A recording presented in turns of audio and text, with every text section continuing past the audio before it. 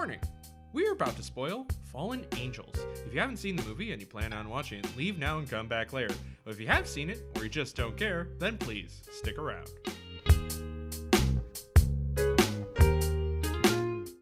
This guy is crazy, man.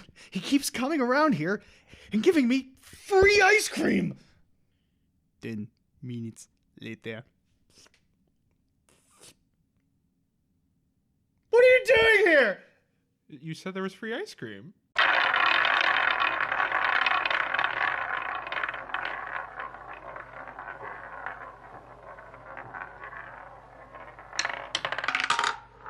Hello, everybody, and welcome back. What? I'm just moving it so if there's a wind, it doesn't blow off the table.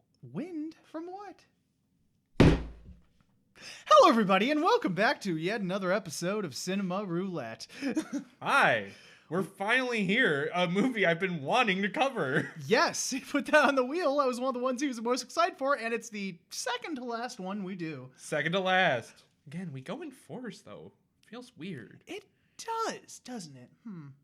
Anyway. Sure, it's nothing. I wouldn't build anything. Nah. But yeah, we're back. We're finishing off Wong Kar-wai. That's right. So it's Wei, right? Yeah, Wong Kar-wai. Wei, because I sometimes say Y. I know that's not correct. So it's Wei. So. Well, if I hear you say Y, I'll go. Okay, fair. It's a good joke for the audience. It is a very visual joke for all you out there. Like in the YouTube version, put shitty hands on myself to do the YMCA. Yes. So yeah, we're just gonna get right into it, I think. Yeah. Yeah, I don't really have much way to segue. Well, that's okay. We're doing 1995's Fallen Angels.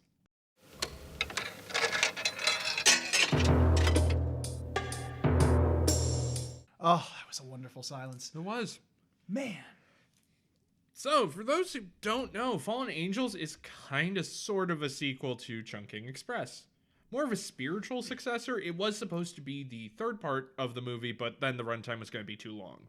Yeah, basically it would have been like 3 hours. And he figured that the story in Chungking was just complete as is. There was kind of no need for it, and the tone of this one wouldn't really mix well with the more lighthearted Chungking. Mm-hmm. So he decided to make this its own separate movie.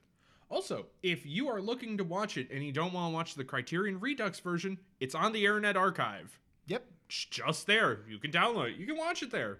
I highly suggest it. It's only 98 minutes. Yeah. Hour and a half. It's really good. We're a little over technically, but still. Yeah. So, yeah, I really enjoyed this. Justin had seen this before. I had not. So I watched this very happily after in film class. We watched Chungking Express. I was like, I want to watch more by this guy. yeah. Sure hope he doesn't turn out to be a cunt. Yeah.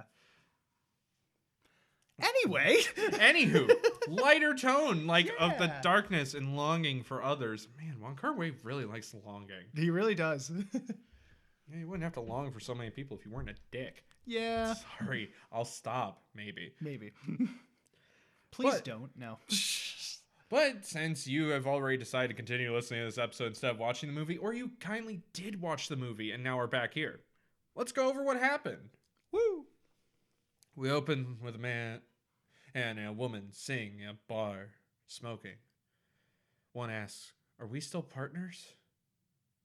So anyway, we see a woman come off a train, go over to a shoddy apartment, cleans everything up, hangs around a bit, leaves. Then a guy comes, and he is fucking cool. Yeah. The song says so. He is. Literally. The guy goes to the apartment. He relaxes. He looks around. He narrates a bit. This man, I'm just going to call Agent, even though he does technically get a name in the credits. Yeah. They never actually say it in the movie. Yeah. And the woman is his partner or handler, whichever you'd like to go with. Mm-hmm. He talks about how he's kind of a lazy assassin. Well, he's not lazy in his work. He does his job well. He's just lazy because he likes it to be simple. Someone tells him, go here, shoot this, he'll do it. Yeah, he's lazy in the fact that he just wants to leave all the All decision making up to other people. Yeah, he's more of a follower than a leader. As for his partner, he says she's rather lonely. He works the opposite of a 9 to 5, so I guess 5 to 9. She sees friends but doesn't really get to know them, mostly because not a lot of them will stay around for long. We see her in a restaurant and she walks around a bit, eventually going back to her apartment and drawing out the layout of the map, pointing out where the targets will be, and sends over what some kids have not heard of called a fax machine. My God. Crazy. I never used one. I did. Oh. We see our assassin go Billing shoot up a bunch of dudes and walk on out. He can do his job. Good for him. After he leaves the assassination, he gets on the bus and sadly runs into a high school friend, or not even high school, elementary school student, who tries to talk his ear off, and he smiles, he nods, he hands over a business card and a family photo. He does not have a business, and he does not have a family. He literally paid that woman $30 to take a picture with him, and the kid in the photo was given a free ice cream. Yep. Which, that's really smart for an assassin. Yeah, it's good cover. It's like, oh, what's that? That your family? Yeah. Yep. And the guy, the old school buddy, gives him a invitation to his wedding. Which, oddly, this wedding is kind of a third story that's happening throughout. Yeah, it's interesting, isn't it? Because you hear her talking on the phone about it, too. Okay, I didn't really actually put that together until now. Yeah. Or the woman he runs into, that's Blondie. Okay. See, I just watched the film. Well, this film doesn't say much. It's very much a vibe. Yes. We've been saying that a lot lately. Just how movies have landed. It's just how they've landed, and I'm here for it, honestly. Next wheel, nothing but straightforward. Yeah. Welcome to Planet Straightforward. Ew. Sorry. Took me a second to get that. Oh, damn it. Okay. We cut back to his partner, and she digs through his trash to learn things about him. Can find a lot about people from what they leave behind. Yeah. And it's very clear she longs for him, mainly because she fingers the shit out of herself on his bed. Yeah, it's not subtle at all. She straight up does that. She just pounded it. Anyway, we cut over to elsewhere with Ho Chi Mu. Is how you... I just realized I went in my pocket for my phone and it was on my lap the whole fucking It's okay. time. I've checked for my phone while holding it in my hand. Nice. Mm-hmm. Usually it was at the end of a night shift at 5 a.m. Yeah. Ho Chi Mu. Ho Chi Mu. Which, that's one way to say it. They say a different name in the credits in movie, but... Yeah, because in Mandarin it's like different. It's like He-Zhu. It's like Z-H-I-W-U. So our Anglo tongues can't really... Look, I'm already bad with names. Making them foreign makes it way harder for me. Yeah. But Ho Chi Mu, I can say. Yes. But this is Ho Chi Mu. Kind of a weirdo. He doesn't talk because he ate expired pineapple when he was 5 and just lost his ability to speak. Or he chooses not to speak. It's not really explained. Yeah. We don't know if he's willingly mute or if it's psychological. But he spends, just like our assassin friends, he's usually out in town at night doing side jobs. Those side jobs, any shop that is left unlocked, he runs for a bit. Yep. He's like, there are people at night. There are people, customers. They're paying customers. He'll try to sell pork. He'll massage a pig. He'll give haircuts, even if you don't want it. Yeah. He'll sometimes run an ice cream truck and give out free ice cream, sort of. Basically, he holds you there till you pay. Yeah, he's like, what do you want to pay? It's just tell me and I'll do you. I don't think it's malice. He just knows if he does this, they will give him money eventually. Yeah, it's basically how he's gotten through life. It's not like anything like mean-spirited. It's just how he works. He does, however, hold a guy hostage basically on the ice cream truck. And his family eventually. The dude calls his wife and is like, hey, don't wait up for me. No, I'm eating ice cream. And then hard cuts, his wife and children are there. And he's just yelling, why did you come? Why didn't you bring the kids? I said you, not the kids and the grandparents. They're too old to eat that much ice cream. Yeah, the grandpa's there too. He's like, in hindsight, my ice cream probably is more expensive than the other ones. Also, even though Ho Chi Mu can't talk, we hear his inner monologue. Mm-hmm. And he talks about how he lives with his dad. His dad doesn't really like ice cream, mainly because his mother was run over by an ice cream truck. Funny way to die. It is, honestly. That's what we get for him now. In case you're not noticing already, there are 2 stories going on, and we're going to flip back and forth. Oh, yeah. Unlike Chungking, where they were separate into first half, second half, it just kind of flows in and out of each story. Yeah, because in Chungking, remind me again, the first half is that story, but then the second half takes place at the same time. It's still technically happening at the same time. Yeah. Not that it matters, really. Mm-hmm. We see Hit 2 go down by our assassin. He has to run. Well, he gets out of there, thinks he's in the clear, and then some guys come after him, and he has to run. He even takes one to the shoulder. Or to the arm. Sorry, I want to be right. He even monologues to himself how he's getting kind of sloppy. He's been shot more recently, and it's feeling time to hang up the jacket. Yeah. It's like, I hate digging bullets out of myself. He wanted to set up a talk with his partner because they don't really ever meet face to face. But he either chickens out or just doesn't want to face her. And eventually leaves her a note tells the owner at a bar both of them go to, hey, tell her 1818, and she'll know what it means. And it's a song on the jukebox there that is a sad little song to tell her, yeah, I'm done. 1818. 1818. Not 118. No, I'm pretty sure I said the right one, and I'm just... Hold on, wait, one sec. See, I perfectly said that. Fucking hell. The power of editing's funny. It is, and you wield it entirely now. Yep. Until computer parts become less than actually $20,000. Yeah. Honestly, at this point, if you need a new computer, it's probably best just to buy a Steam Deck. Probably. Even though that went up $300. God, it's fucking economy. It's AI's fault.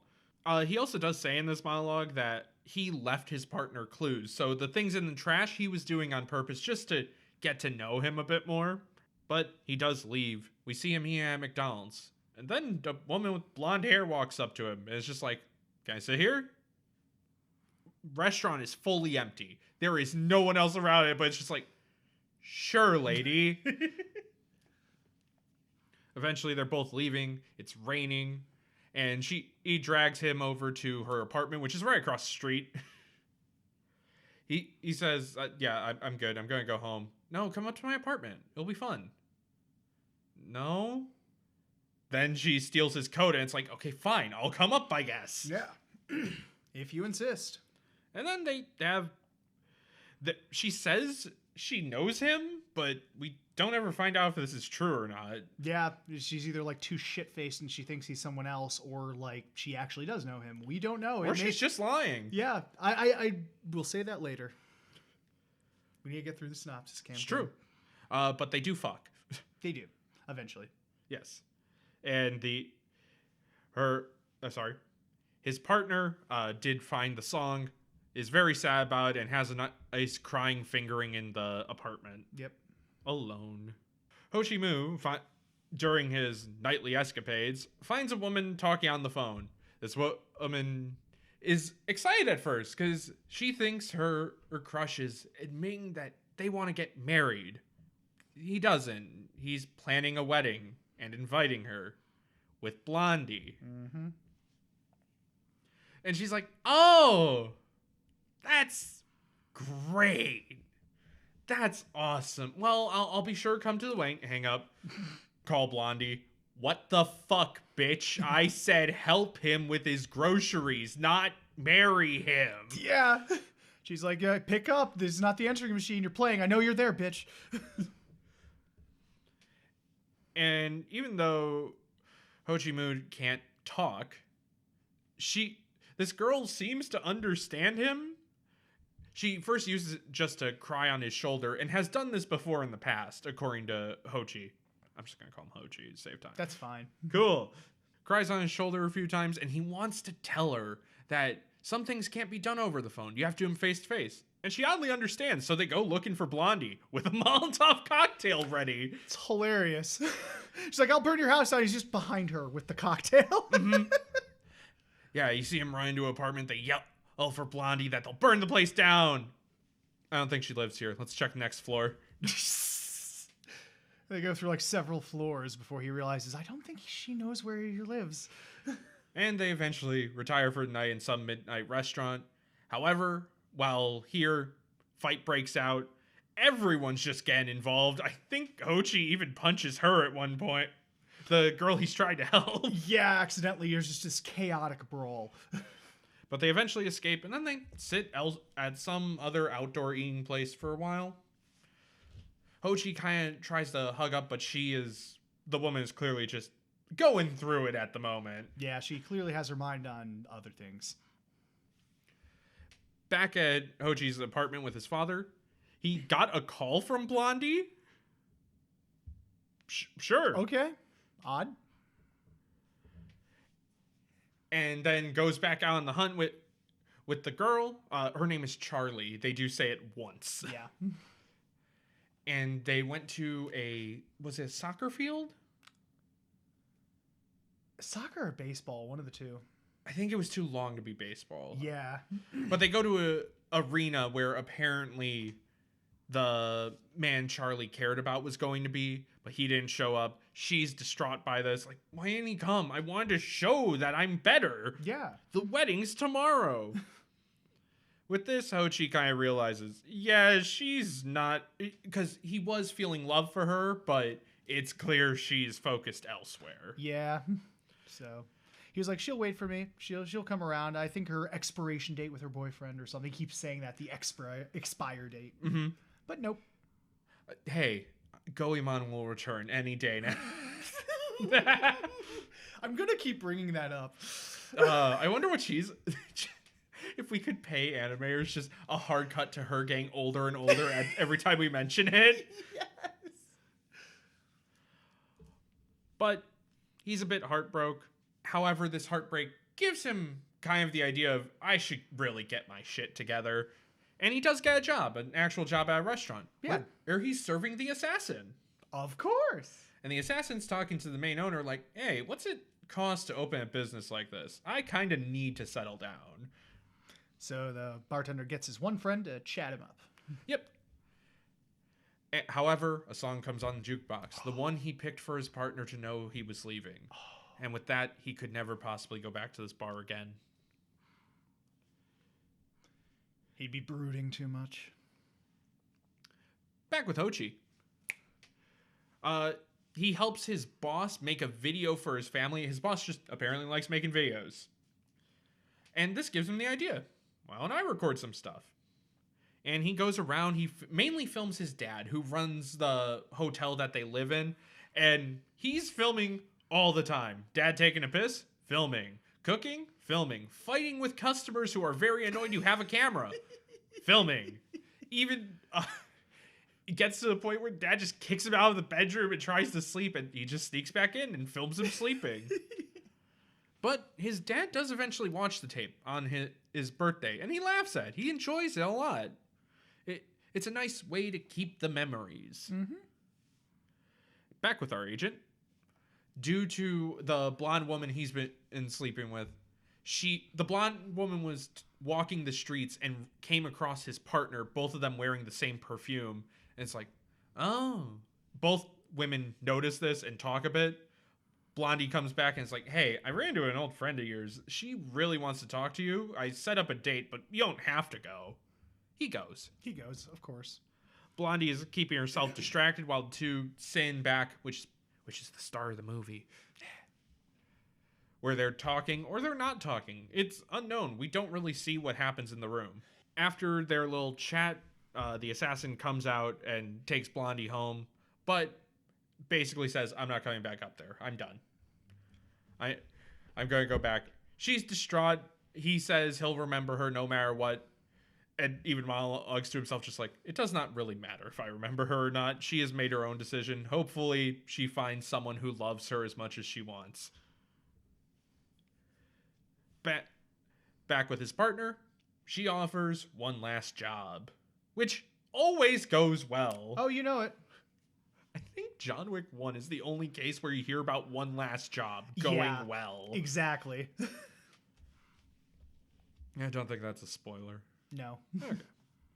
We didn't say how it went well. we never really find out. It's just we're told that that's how he got out the first time. Yeah, exactly. It's literally like before the first movie, so I think it's fine. Yep. Anyway, our assassin goes on one last job, but sadly the number of gang members grows too quickly, too fast, and he's shot down. With a final monologue restating his laziness, but saying that at least this decision was his own. Yep. Which it kind of wasn't. Wasn't it set up by his partner? I don't know. I guess he chose to take. He chose to do it, yeah. Like he waved one out, but at least it was on his terms. Also, this is a completely pointless question. Who was hiring him before? Were they just okay with him not answering calls? I guess so. Is this a Mission Impossible situation where it's like, if you choose to accept the assassination? Yeah, which I'm sure he did because he killed a lot more than just the targets. On the map, it's 1X and he clears the room. Yeah. But with that, one of our plot lines is over. We cut back to Ho-Chi, but his father has passed by this point. Mm-hmm. Which, with that, he does leave the hotel and kind of goes back to his old ways. This time choosing stores that are stronger, though. Yeah. Still doing it, but not being like any store is open for... Yeah. He makes sure to pick and choose places that he isn't going to fuck up too bad. Yeah, like smaller businesses or something. Some Midnight Express. Sounds familiar.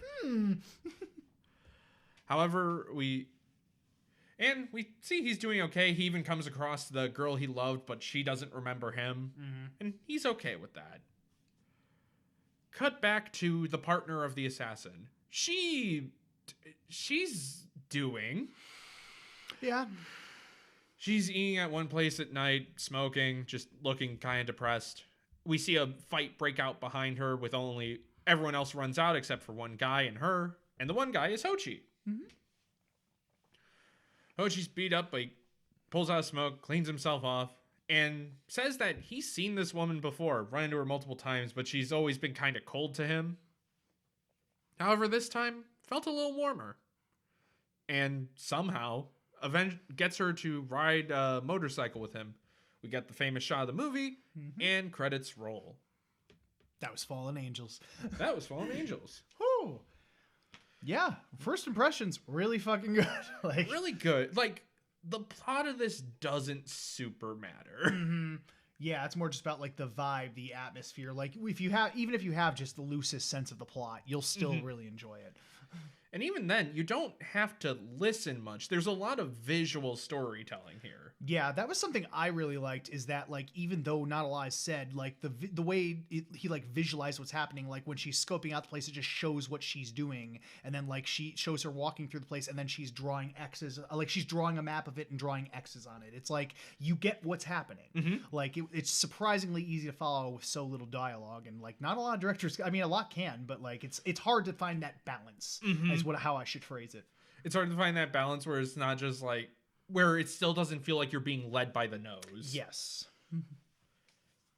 Yeah, and I just love the fucking atmosphere here. It is a cold autumn night, and it feels that in both a good way and a very lonely, oppressive way. Yeah, it has this very like atmosphere of like isolation, I should say, and like longing and loneliness almost. But like it's just, even in like the places are supposed to feel warm, there's always just this air of like something is... There's a blue tint. There's a paleness to everything. Yeah, and it helps too with the way it's shot with like mostly green lights and just a lot of natural looking lights. Like and the wide angle lens. Oh yes, we definitely have to talk about that. Because the wide angle lens, because I thought it was like a fisheye at first with how extreme it was, but no, it was literally an extremely wide angle lens that they just go in and out and focus on to like distort their faces and like just represent like the growing isolation from everything around them, basically. And it really keeps everything feeling off in a way. It does. Like the camera work is so much more like fluid and like up close and almost documentary, like especially compared to even Wong Kar-wai's own work. Yeah. Like it's just really cool how it's done. I don't know if there's like a static shot in the movie, like a static one. It's always moving in some capacity. Or something is moving in it. Yeah, it's really well done. I'm just thinking now, like the McDonald's that is the warmest the movie looks. Yeah. But it's empty. Yeah. You don't even see a worker there. It's just Blondie and the assassin, and that's it. That's it. Yeah. I think that helps a lot too. Like you don't run into a lot of people, and if you do, they're like way in the background. They're way in the background, or it's a time lapse and they're passing in a blur. Yeah. The only time we see groups of people who get someone focused on, they're shot down. Mm-hmm. Yeah. So it really does help in just like feeling the isolation of these characters and how they're in kind of their own little world, even though they live all in the same city. Yeah. So I guess that's kind of the fun of it too, is that it is a city, but it's that time in a city where there's no one out. Yeah. You're just kind of alone. Yep, because fun fact, there are no day shots. It's all at night. It's all at night. Man, that'd be a good trivia for IMDb. Yeah, it'd help. If you just watch the movie, you'd know that. Oh, wow. But this does also really feel like the opposite side of Chungking Express, because Chungking is very much hopeful. It's that love will always get there at some point. No matter how much longing, it will eventually work out. Here, it's still warm to the idea. It doesn't shoot down the idea of love. Yeah. But it's more about the longing, the lonely parts. Like the culture and just the groups of people are just less, I guess, positive about it. It's more like they're in their situations and they deal with all the suffering and perverse stuff, but at the same time there is this longing. Like they don't like immediately shoot down the idea of love. They know that they want more, and that eventually leads them later on to change their ways in a sense. Yeah. So like the love is still there, just not as, you know. I also like the polar opposite of Chungking is summer. It's rose tinted, and this one is cold. Mm-hmm.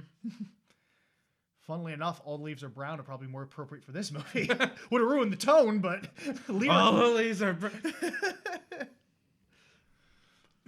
But yeah, I and I don't know, like I think you wanted to talk about like how it didn't, like the characters don't like say, oh, love is. Yeah, no, even though multiple characters feel heartbreak, no one's like, love is pointless. Love will never come. It's all a waste of time. It's still like, even for Ho Chi mainly, he gets his heart broken and is like, I'll find someone. Yeah, shit sucks, but okay, moving on. That was the first love. She doesn't remember me. Yeah. That's fine. Yeah. It's just really nice to see, honestly. Yeah, because this could have gone so bitter so easily. Yeah, could have been like shoving other characters away or whatever. No, everyone's pretty open to the idea still. I think that also lets the dialogue get away with it. It's very melancholic feel, or the poeticness of it. Mm-hmm. It's like, okay, you're not doing too over the top because you're not just drowning in sad. Yeah, like I'm glad that this movie wasn't too oppressive. It's still like... And luckily, even though after we get like the sadness of the assassin being killed and then finding out the father died, we watch Ho Chi rewatch the tape. And it's played to be very warm, like good memories that he is allowed to keep. Yeah, as opposed to like the scenes we show where he was filming. Mm-hmm. Like, yeah. Where it's much more pain in the ass. Yeah, and then we actually see him smile a very big smile at the end of the tape, which was really nice. Yeah. I think that's what just makes it work, is while being cold, oppressive, there's still moments of warmth. Yeah, exactly. Like, this was made in the 90s, and I know that was, like, peak edge, but, yeah, thankfully, like, this still has a message of hope, and I appreciate that. But, yeah, I was actually also surprised at the amount of humor in this. Yeah, There's it's some funny. really funny humor in this, yeah. Like, the guy Ho Chi keeps torturing. Yeah, just for no reason. Like, he comes in, like, pulls his hair, like, tries to forcibly give him a haircut, and then shaves. Like, no, I don't want my beard shaved off. Here, I'll give you money. Just go away. Just yoink, walks away. Or when he gets back into doing this, he runs into the same guy. He's like, I've seen you before. It's like, wait, come on. You know, we're good friends. Just give me 2 hours. I just have something to do. Yeah. It's played up like it would be more disturbing if we didn't have his inner monologue, honestly. Mm-hmm. It makes him a lot more likable than if it wasn't there. Or else he just seemed like a fucking maniac. If you change the music and then just take away the monologue, yeah, he seems like a fucking psychopath. Yeah, it's amazing how much that can change the tone of a movie. Like, it's like how there's the Ed of The Shining, but it's a rom-com. Yeah, and it works. You could probably do this movie and make it a horror movie in some ways. Mm-hmm. Bum, bum, bum. The ice cream man. Yes. Well, guess I'll go into the soundtrack too. I really like the soundtrack. The soundtrack's great and not as repetitive as Chungking. No, where they play Mamas and the Papas like 6 fucking times. But yeah, it uses a lot of trip hop, which was really popular in Hong Kong at the time. And it's just really nice because he uses a lot more contemporary music, which was actually a break from his kind of style where he used a lot of like oldies or like more traditional tunes. But yeah, he used a lot of like trip hop and stuff. And the fun fact, he originally wanted to get a big trip hop band. I forget the name of it, but we just didn't have the budget for the song. So he just got another artist to basically get as close as we could without avoiding copyright. And that's how he got the He's Cool song, which they play throughout the film. Yeah, they play it a couple of times. And you know what? It's fucking cool. It really is. He is a cool dude. But yeah, what a wonderful movie. I'm very happy that this lived up to my expectations. Yeah, I'm happy it still holds up. Yes, absolutely. Because how long had it been since you've seen this? It's probably almost been a decade. Really? That long? It's been a while. Okay. Shit. Like 2018? Ah. 2018, 2019, I saw it. Wow, nice. Yeah. God, that has been almost a decade ago. Mm-hmm. That is terrifying. I feel old. But what about our opinions on the movie, Justin? I do just really like this movie. I cannot do this voice. My throat is too dry. Yeah, we should. And cut. Okay. I'm trying to think more and talk about, because I do also like all the little nods to Chungking. Yeah. Also, the person who plays Ho Chi was the lovesick man in the first part of Chungking and the cop in the second half. And they make that joke. They make it somewhat of a meta joke since the expired pineapple made him lose his voice. Mm-hmm. Or the fact he keeps hanging around the Express. Yeah, it's literally just the whole thing is just a tribute to his character, basically, or a reference, I should say. Yeah, because he's not playing the same character. No. It's just they're joking about how the actor is still here. Yeah. Also, and also too, I've heard that this is just a really cool snapshot of 90s Hong Kong. Yeah. There's like the neon boards, and there's apparently an airport that's in the film that's demolished long since gone. And I guess just the atmosphere of the film really just captured that like sense of like dread and like just fear or whatever, because Hong Kong was acquired by China in 1997, only a few years later. So yeah, that was in the works at that time. So everyone was just kind of on edge, and it was just a snapshot of a cool time. Fair enough. Yeah. It's kind of a weird period piece like we had with Catherine Hardwicke. Yeah. With both 13 and Lords of Dogtown. Yep. Yeah, just generally a nice movie. And I think due to all the tone and stuff, that's what makes me like it a bit more than Chungking. Because I think the first half of Chungking could be a bit too schmaltzy, honestly. Yeah, a bit too many like musings about love. Mm-hmm. Or the character going so poetic about pineapples. It's like, dude, chill. Okay. It's a fucking pineapple. But it's not. It's a metaphor. But here, even though it still talks pretty poetically about love, there's enough time to breathe and keeps the tone consistent. Mm-hmm. So it allows it to go down easier. Exactly. And even though the atmosphere is cold and oppressive, there's still just something weirdly comforting about it. I just like me some nighttime in autumn. Damn right. The perfect coldness. The perfect chill. It's just so cool. Yeah. The action is also fucking dope, though. Oh, the action's really rad.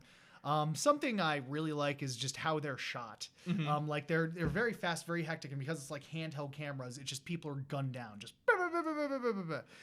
Like Wong Kar-wai doesn't usually use like a lot of action scenes, at least in the films I've seen. Besides maybe the one historical Ashes of Time. Mm-hmm. But moving on from that, it's just like you shoot someone and like boom, they're dead. It's very fast, very brutal. However, there's still some like John Woo-isms here where any gunshot that doesn't hit a person, big smoke balls, sparks, glass breaking, everything gets torn to shit. Paper flying everywhere. Yep. And there's even like blood splatters on the lens, which is really cool. Oh yeah, when they're shooting up the back of the restaurant. Yeah, just and then he cuts another shot and the blood's still on there, which I really liked. I'm like, that just kind of adds to it. I do also like the bit of when he's running through the restaurant. There's one worker holding a tray up, just like, ignore me. Yep. I'm not here. Yep. Poor thing. He lived. He did. But yeah, just and just how the camera shot just adds to the chaos of it, especially that brawl though. Like, my goodness. Oh yeah, the brawl with Ho Chi is real good. Yeah, and the cinematographer deliberately used like a lot of like out of focus shots or like fast shots in that scene just to make it seem more like chaotic. Yeah. And it comes across. It does. So very well done on all accounts. I also just love the time lapses. I love time lapses in general, but the ones here, they give you a good moment to breathe in the atmosphere. They do. It adds to it. But yeah, I just miss time lapses, honestly. They're not used that much anymore. They're not.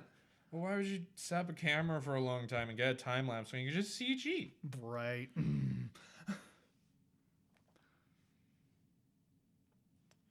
But I don't think I have much else on this, sadly. Yeah, if you're satisfied, I'm satisfied. I'm not satisfied. Well, if that's all you think you have to say, then okay. Definitely highly recommended. I do agree with your opinion. It's my personal favorite Wong Kar-wai movie. Oh, wait. I could talk about one more thing. Okay, do it. Because I know you lightly mentioned it, that it wasn't the Criterion version on the Internet Archive. For some fucking reason, Wong Kar-wai decided, hey, what if we redo... Well, since I'm re-releasing this, what if I re-edit the movie so that way some shots are now black and white and some aren't? Ones that were in color are black and white, ones that were black and white are now in color, and it ruins the fucking atmosphere a lot. And it pisses me off. I can't believe I forgot about that. Yeah, for the Wong Kar-wai collection on Criterion, he went back and completely changed the look of the film for seemingly no reason. Like the style of cutting to black and white adds a level of serious to this movie during certain scenes. Yeah, but it's used like sparingly and with cause. But so you can visualize the scene where his partner is the final scene with the partner sitting in the restaurant, that's changed to black and white. I don't know why. It doesn't add anything, and honestly, the colder blue and yellow there works a lot more with the loneliness. Yeah. And then didn't you say you changed the aspect ratio in some shots? Some shots get aspect ratios changed to make it look more weird, I guess. It's really annoying that Criterion didn't allow you to choose between versions on that, especially for a collection that is like nearly $100. Yeah. But yeah, I would say don't watch that version. Watch the original cut of it. It looks a lot better. Yeah, do not watch the re-color one. Make sure you definitely find the original. Yeah. You can probably slip that in somewhere. I could just put it here. All right. It can go in order. It just order. seems a little discombobulated. So is the movie. Shit, that worked out. Bam! It was artistic intent and not us forgetting to talk about certain things. You know it. Totally on purpose, audience. But, yeah, I think that's about it now. Bam. But, as always, we do have to rate this movie. You know because we've rated every movie we've covered. With our same rating system every time. So, Cameron. Yes, Justin? How honorable would this movie be in a samurai duel? Oh, I feel like it'd be very honorable. I think it'd be very honorable. It'd be a very fair fight. Hell yeah. No qualms about it. I'm not going to use any cheap shots. That is a man of honor right there. Why does it have to be a man? Man, woman, or child. Child, yeah. Child would lose. Guys, gals, and non-binary pals. Exactly. Oh, man, I'm hoping for Miss Bala. Shh. Don't get your hopes up. Anyway, it is time for us to do the gimmick of the show. Woo! We have the director's wheel with so many movies left, like Miss Bala, and Miss Bala. So we're going to go ahead and see what we get, because it is time to spin.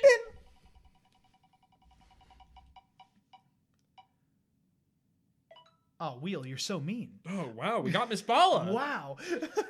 Did just type it like 8 times. Yeah. But yes, we are finishing off with Catherine Hardwicke's Miss Bala, I think from 2018 or 2019.